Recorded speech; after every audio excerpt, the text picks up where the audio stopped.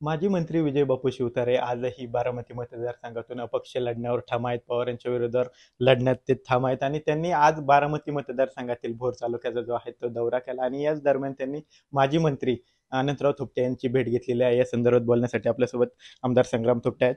थोपटे साहेब, काय सांगताल? खरं तर गेल्या काही दिवसात पाहिलं तर राज्यासह देशाचे लक्ष बारामती लोकसभा मतदारसंघात लागलेलं आहे आणि जे नेते आता भोर तालुक्यात येतात ते सर्वजण अनंतराव थोपटेंच्या भेटीला येतात, कारण थोपटेंची मतं ही आता निर्णायक ठरणार आहेत. भेटी दरम्यान खरं तर शिवतारे यांनी थोपटे साहेबांचा आशीर्वाद घेतला आणि थोपटे साहेब म्हणले आमचा आशीर्वाद त्यांच्या पाठीशी आहे, अंतिम निर्णय लवकरच कळू. तुम्ही पाहिलं असेल, थोपटे साहेबांचं वय आता 93 आहे आणि एक वडिलकीच्या ज्येष्ठत्वाच्या नात्याने बरीचशी नेते मंडळी त्यांना भेटण्यासाठी येतात, आशीर्वाद मागण्यासाठी येतात. आता प्रत्येक गोष्ट ही राजकारणाशीच निगडीत असते असा अर्थ काढण्याची गरज नाही.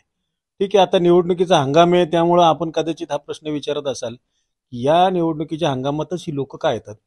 ठीक आहे, त्याच्यामागे काही त्यांचा स्वार्थ असेल ते पण मी या ठिकाणी नाकारत नाही, परंतु ज्येष्ठत्वाच्या आणि वडिलकीच्या नात्याने त्यांची विचारपूस करण्यासाठी ती येतात.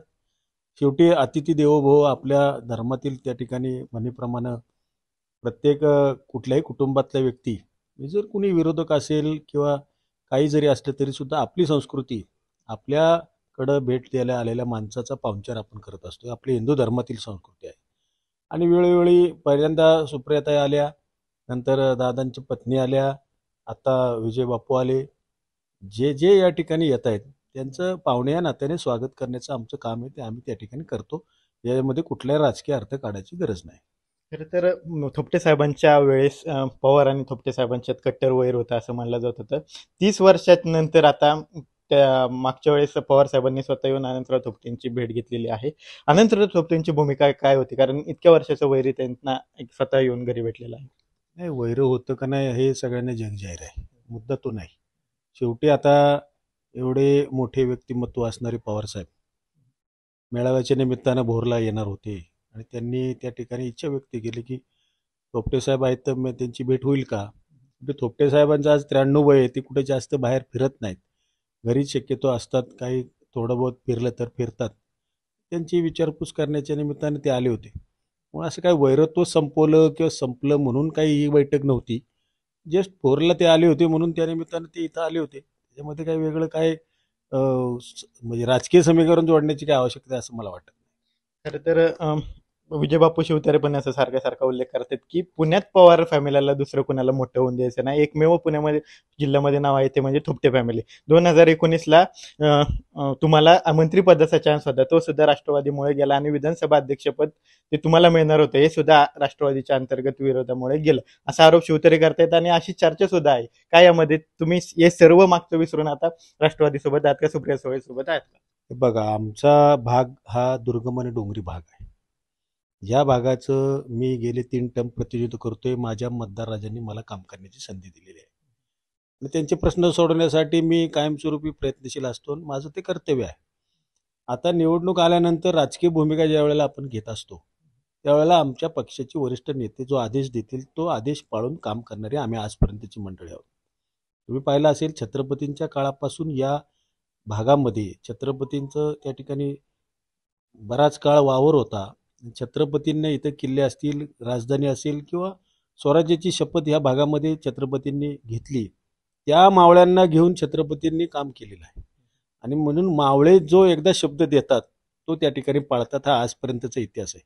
शेवटी मी सुद्धा एक सर्वसामान्य माणसाला केंद्रबिंदू मानून त्या ठिकाणी राजकारण करत असतो, समाजकारण करत असतो आणि म्हणून या निमित्तानं जनतेचे प्रश्न अधिकचे महत्त्वाचे या निमित्तानं असतात.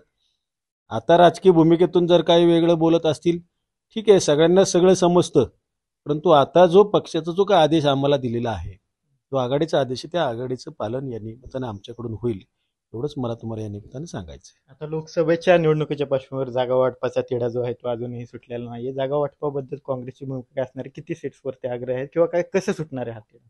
वंचितचंही अजून ठाव ठिकाण नाही. नाही, आता ह्या सगळ्या गोष्टी वरिष्ठ पातळीवरच्या आहेत. आता तिथं आमचे वरिष्ठ नेते जे आहेत, म्हणजे नानाभाऊ पटोले असतील, थोरात साहेब असतील किंवा आमच्या वरिष्ठ खरगे साहेब असतील, सोनियाजी गांधी असतील, हे सगळे त्याच्याबद्दल निर्णय घेतील. परंतु आघाडी झालेली आहे आणि थोड्याच दिवसात तुम्हाला जागा वाटप सुद्धा त्या ठिकाणी दिसेल आणि सक्षम चांगले उमेदवार स्वच्छ प्रतिमेचे उमेदवार देण्याचा प्रयत्न आघाडीच्या माध्यमातून होईल.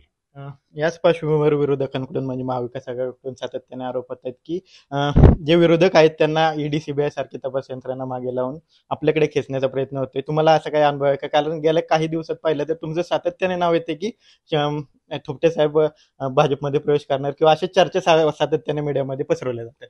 आता हा कितवंदा प्रश्न विचारता, हा खरा प्रश्न आहे. मी याचं उत्तर देऊन थकलोय. बऱ्याच वेळेला मी या संदर्भातला नकार असल्याचं मी आपल्या माध्यमातून बऱ्याच वेळेला चॅनल माध्यमातून सांगितलेलं आहे. परत ते काम त्या निमित्तानं होते. मला वाटतं हे खेदजनक आहे. एखाद्या व्यक्तीबद्दल किती प्रमाणामध्ये ती चर्चा करावी याला सुद्धा लिमिट असतं. मी एकदा सांगितलंय, मी कुठेही जात नाही, मी माझ्या आहे त्या ठिकाणी योग्य आहे, तरी देखील परत वावड्या उठवल्या जातात. त्याचं उत्तर मी भोरच्या झालेल्या सभेमध्ये सुद्धा दिलेलं आहे. त्यामुळे आता मला वाटतं या प्रश्नावर अधिक न बोललेलं बरं. नुकतंच राज्य सरकारने जे साखर कारखाने आहेत त्यांना 1900 कोटींचे कर्ज जे आहे ते देण्याचा निर्णय घेतलेला आहे. यामध्ये 13 कारखाने आहेत, त्यापैकी बहुतांश कारखाने हे राष्ट्रवादी आणि भाजपचे आहेत आणि एकच कारखाना जो आहे तो तुमचा राजगड कारखाना आहे. त्यावरून असेच चर्चा चालू झाली की थोपटेंची मतं घेण्यासाठी अजित पवार गटाने किंवा राज्य सरकारने मुद्दाम यांना ही 80 कोटीची कर्ज हमी ती देऊ केलेली आहे. बघा, आता जनता आता सुज्ञ आहे. आता पूर्वीचा काळ गेला, पुढाऱ्यांनी सांगायचं आणि जनता ऐकायची. आता जनता जे सांगते ते पुढाऱ्यांना ऐकावं लागतं. दुसरी राहिली गोष्ट कारखान्याची विषयी तुम्ही बोललात. कारखाना अडचणीत आहे ही वस्तुस्थिती आहे. याबद्दल वेळोवेळी मी राज्य सरकारकडे, महाराष्ट्र राज्य सहकारी बँकेकडे किंवा राज्य शासनाकडे कर्ज पुरवठा मागणी करण्याच्या संदर्भात प्रयत्न करत होतो. मध्यंतरीच्या काळात राज्य शासनाने एक JR काढला. राज्यातल्या आजारी सहकारी साखर कारखान्यांना शासन थकामीवरती कर्ज राज्य सरकार बँकेने उपलब्ध करावं अशा पद्धतीचं JR होतं. समिती गठीत केली. मान्य साखर आयुक्तांच्या अध्यक्षतेखाली समिती झाली. माझा प्रस्ताव मी तिथे दिला. त्यापैकी 5 कारखान्यांचा शिफारस समितीच्या माध्यमातून पहिल्या टप्प्यामध्ये केली आणि त्यामध्ये अशोकराव चव्हाण साहेबांचा सुद्धा कारखाना नांदेडचा होता. धनाजीराव साठे माड्याचे काँग्रेसचे नेते, त्यांचाही कारखाना होता. त्याचप्रमाणे छत्रपतीचे राष्ट्रवादीचे श्री काटे यांचाही कारखाना होता. श्री पंडित बीडचे यांचाही कारखाना आहे आणि कल्याणराव काळे मंगळवेढा सांगोल्याचे त्यांचाही कारखाना आहे. आता ह्याच्यामध्ये त्यावेळेला काँग्रेसच्या 2 आमदारांचा किंवा माजी आमदारांचा, मंत्र्यांचा समावेश होता आणि मग आज समावेश झाला म्हणजे त्यामध्ये वेगळं काय आश्चर्य मानायचं कारण नाही. आता ही जी कमिटी आहे ती NCDC नवी दिल्लीची कर्ज समिती, कर्ज पुरवठा करणारी संस्था आहे. त्याला राज्य सरकारच्या हमीवरती ती संस्था कर्ज देणार आहे. एकूण 13 प्रस्ताव राज्य सरकारनं मंजूर करून त्या समितीकडे मान्यतेकरता सादर केलेले आहे. त्यामध्ये माझा समावेश झाला. JR हा काही स्पेसिफिक कुठल्या पक्षांच्यासाठी निवडणुकीसाठी फक्त नसतो. राज्य सरकारचा निर्णय झाला की तो सर्वांसाठी सारखा असतो आणि त्यामध्ये माझं नाव आलं, त्यामध्ये वेगळं आश्चर्य काय मानायचं कारण नाही. मागच्या यादीमध्ये चव्हाण साहेब असतील किंवा धनाजीराव साठे असतील यांची नावं आली, ती काँग्रेसचीच होते. मग आता माझं नाव आल्यानंतर जी शंका जोडताय त्याचं मी या ठिकाणी खंडन करतोय. अशा कुठल्याही पद्धतीचा म्हणजे मला खुश करण्यासाठी काही ठिकाणी लिहिलं की संग्राम थोपटेंना खुश करण्यासाठी प्रस्ताव मंजूर केला. तिथं हजारो शेतकरी आहेत, कामगार आहेत, त्यांचे प्रश्न आहेत. शेवटी एक उद्योग रोजगार बंद पडला तर फार मोठ्या प्रमाणामध्ये बेरोजगारी होते. या सगळ्या गोष्टी त्याच्यावर अवलंबून आहेत. राजकारणच म्हणून फक्त याच्या अँगलने आपण पाहायची गरज नाही. एक सहकारी संस्था आणि ती राज्य सरकारच्या JR प्रमाणे तिला मदत जर होत असेल त्यामध्ये राजकीय भूमिका घ्यायचं कारण नाही. म्हणजे काहीही झालं, कितीही नेते भेटायला आले तरी तुम्ही महाविकास आघाडीचे उमेदवार सुप्रिया सुळे यांच्या पाठीशी या लोकसभा निवडणुकीत थांबतो. शेवटी बघा, कुणी काही नेते आले आणि कुणी आले तरी हा शब्द तुम्ही वापरताय. शेवटी आपल्या धर्मातील संस्कृती आहे. कुणी व्यक्ती आला तरी त्याला त्याचं स्वागत करणं आपलं कर्तव्य आहे. शेवटी इथली जनता सुज्ञ आहे. जनता सुज्ञपणे त्या ठिकाणी योग्य तो निर्णय घेईल याबद्दल मला शंका नाही.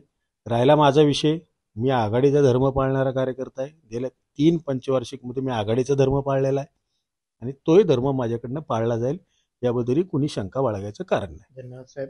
तर विविध राजकीय प्रश्नांवर आमदार संग्राम थोपटे यांनी आपलं परखड मत जे आहे ते व्यक्त केलेलं पाहायला मिळतं. कॅमेरा पर्सन सुशांत राऊत सह विनय जगताप, TV9 मराठी, पुणे.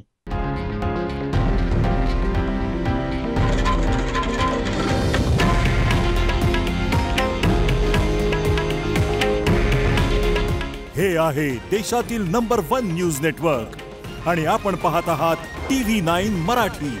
काळजी तुमची, हित महाराष्ट्राचं.